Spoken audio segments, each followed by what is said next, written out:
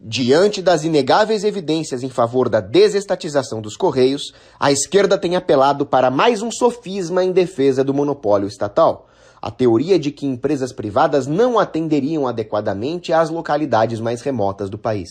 Vejamos por que os estatistas estão, mais uma vez, redondamente enganados. Este é o Visão Libertária, sua fonte de informações descentralizadas e distribuídas. Este artigo foi escrito e narrado por Paulo Cogos. Não basta provar que monopólios estatais implicam necessariamente em confisco de riqueza alheia para seu financiamento e coerção contra potenciais concorrentes. Nem mesmo é suficiente apontar casos históricos de sucesso da desestatização de tais serviços. Os estatistas, como nos lembra o grande Lawrence Reed, exigem garantias de perfeição do livre mercado, mas se contentam com discursos aparentemente bem intencionados por parte dos burocratas. Trata-se da falácia do Nirvana, na qual compara-se uma situação realista com um ideal imaginário. No caso aqui tratado, a esquerda exige que o livre mercado garanta a criação de uma utopia onde o mais longínquo vilarejo corubo seria atendido pelos serviços postais com a mesma presteza e tarifas competitivas que um escritório na Berrine. Devemos comparar os possíveis cenários de desestatização com o mundo real, no qual todos os governos humanos são falhos, ineficientes e desonestos, sendo que sua própria existência perverte um alinhamento de incentivos na economia e na sociedade toda. Ao longo do tempo, governos garantiram para si o monopólio dos serviços postais em razão do acúmulo de poder e de receitas que tal privilégio lhes confere, e não por se preocuparem com a população. Vejamos o caso sueco, cujo sistema estatal central de entregas postais foi implementado em 1630 para aumentar a presença do governo em áreas disputadas. Quando, na década de 1880, um empreendedor ameaçou quebrar o monopólio com alternativas privadas, o governo sueco criou leis para proibir a concorrência com uma desculpa surpreendentemente sincera, a de que um livre mercado no setor impossibilitaria os subsídios cruzados, que se definem como a prática de cobrar preços mais altos de alguns consumidores para subsidiar outros. Os liberais, ferrenhos defensores do monopólio do Estado, como sempre foram e sempre serão, argumentavam que era necessário subsidiar as áreas sabiamente evitadas pelos investidores, obviamente à custa do capital destes últimos. O real motivo era a capacidade de subsidiar jornais oficiais à custa das cartas pessoais para fins de propaganda, mas a referida distorção geográfica da estrutura de preços, apregoada pelos estatistas como algo bom, de fato ocorre e é algo péssimo.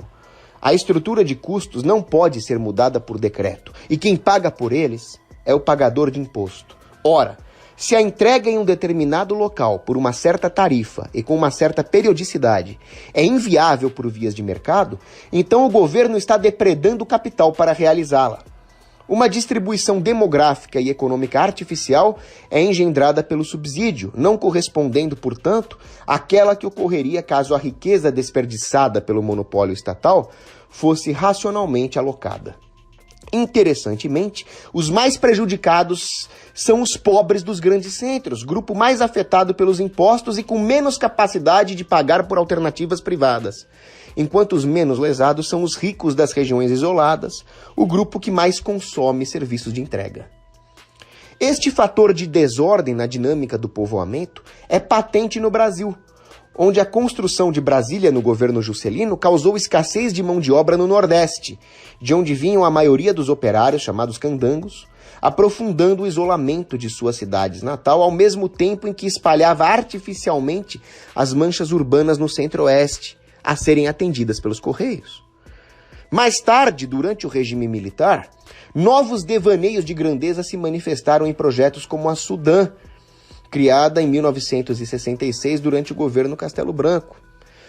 Assim como iniciativas mais escancaradamente corporativistas, como o projeto Carajás, da Vale do Rio Doce, estas agências estatais destilavam discursos populistas de esperança para o crescimento de regiões pobres, mas tudo o que faziam era conceder terras gigantescas para grupos internacionais e construir infraestrutura para servi-los à custa do pagador de impostos e da distorção das economias locais. O caso mais emblemático foi o projeto Jari, implementado em 1967 por um bilionário americano excêntrico para dizer o mínimo, chamado Daniel Kate Ludwig. Para construir uma usina de celulose, o empresário adquiriu terras no Pará e Amapá equivalentes em área ao estado do Sergipe, numa região sem infraestrutura prévia. Portos, linhas férreas e 9.000 quilômetros de estrada tiveram que ser construídos ad hoc, bem como cidades equipadas com escolas e hospitais para atender as famílias dos trabalhadores. Quem estudou escola austríaca de economia sabe que, acima de certa escala, toda firma apresenta problemas insolúveis de cálculo econômico. E esta foi uma das causas do insucesso de Ludwig, que não era o Mises, em Jari. Ele não desistiu sem recorrer ao braço forte do Estado. Em 1979, diante de graves problemas financeiros, o americano recebe a visita do ministro do Interior, Mário Andreasa, que defendeu a participação estatal no projeto Jari. Mesmo assim, em 1982, quando a população do Jari já passava de 30 mil habitantes, Ludwig abandona o empreendimento. A lição que fica é que quem tem mais capital explora melhor as possibilidades de subsídios. Quando empresários podem socializar os custos da infraestrutura e dos serviços, o que sempre ocorre quando estes são estatais, não há necessidade de se adaptar às condições locais, mas são estas que se readaptam às condições impostas pelos corporativistas. Seus empreendimentos atuam como campos gravitacionais do capital mal alocado pelo Estado e obrigam as economias locais a gravitar em torno dos maus investimentos. Este povoamento não se forma em torno de acessos orgânicos aos mercados internos e internacionais, mas, por força das circunstâncias, se estabelece próximo a autarquias, ONGs, grandes conglomerados, para servir de fonte de mão de obra barata.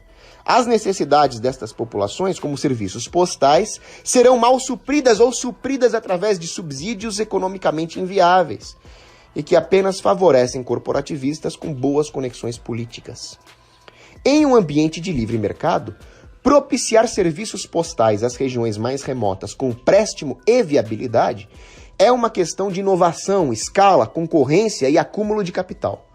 Para tanto, é preciso romper o monopólio legal que permite aos Correios cobrir os rombos das suas operações com o dinheiro arrancado da iniciativa privada e que assim deixa de ser investido no desenvolvimento de infraestrutura e em novos modelos de negócios.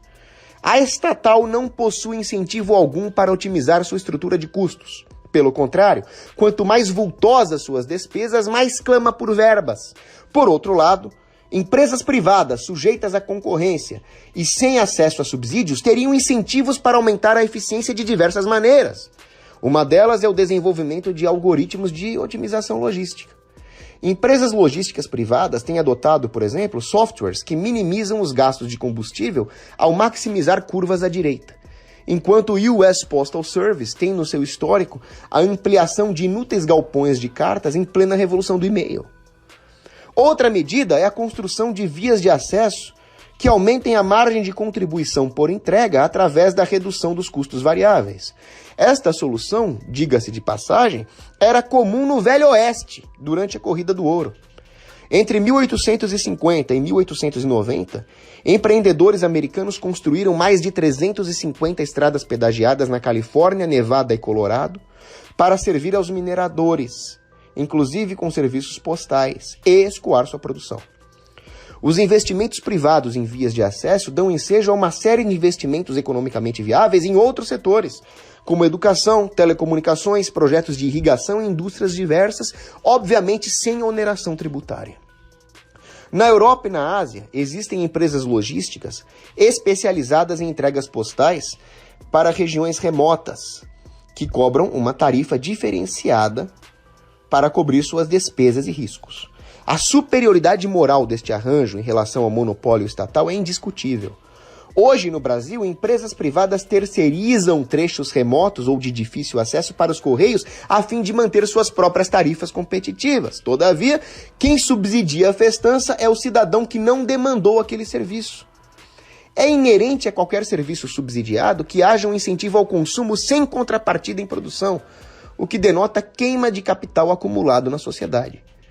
O encerramento da participação do Estado nos serviços postais implicará que o cliente localizado em regiões remotas terá maior tendência a demandar a entrega de bens de capital do que de bens de consumo, pois ele terá que produzir riqueza para demandá-las, conforme nos ensina a lei do economista Jean-Baptiste Say. A consequência lógica é que áreas hoje alijadas dos mercados serão beneficiadas com o fomento das atividades produtivas, alimentadas inclusive pelas soluções que as firmas poderão implementar para atender estas regiões. Em um livre mercado, é natural que o acúmulo de capital e a saturação dos nichos de atuação das firmas dispare uma corrida por barateamento, objetivando o pioneirismo nos segmentos de baixa renda. Centros de distribuições logísticos locais, por exemplo, capazes de viabilizar por escala a entrega postal em regiões mais distantes, por si só gerariam empregos produtivos nas proximidades. Mas e quanto às necessidades imediatas de consumo das pessoas pobres que habitam as localidades remotas? É evidente que elas estariam em melhor situação com a desestatização e a livre concorrência no setor postal.